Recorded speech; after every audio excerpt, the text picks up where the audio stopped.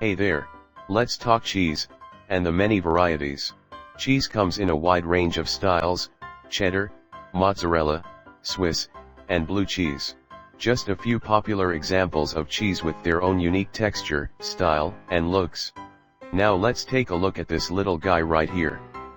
He goes by the name of Casu Martzu. Looks like another ordinary type of cheese, right? Wrong. In fact, this cheese is awarded the title of most dangerous cheese in the world. But why is that? It's got maggots living inside of it. Yeah, not even gonna sugarcoat this one for ya, kids. I am just as disgusted as you may be just by researching this.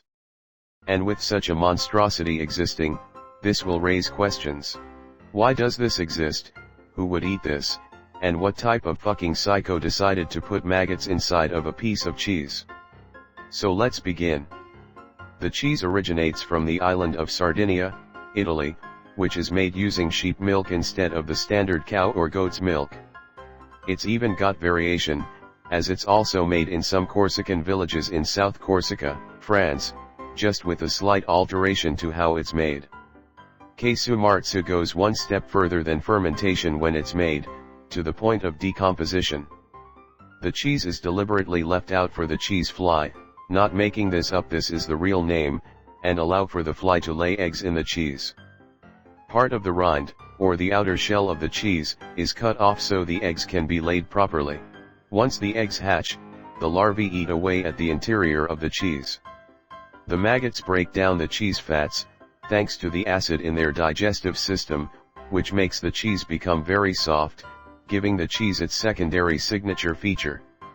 By the time that this cheese goes through the aging process, which is about 3 months, it's ready to be eaten, and will contain thousands of maggots. How thrilling! When it comes to eating Casu Martzu, the Sardinians have adopted a form of classiness to the cheese.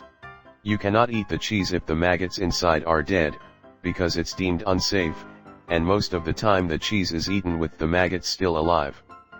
Because eating cheese with larvae inside was safe to begin with, yeah, that's a good one, Sardinia.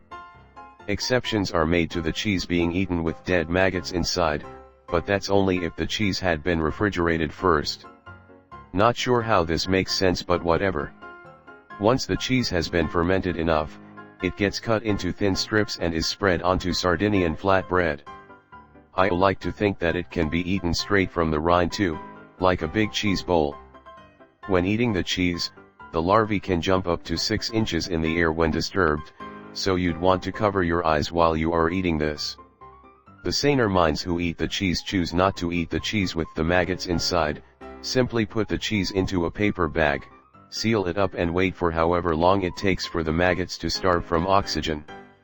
The maggots will jump like crazy while they are in the bag, so this is basically an indicator whether the maggots are dead or not. There is a chance that the larvae can survive in the stomach acid, and can live in the intestines, causing pseudomyosis, which is the larvae growing inside of a host, feeding on its tissues.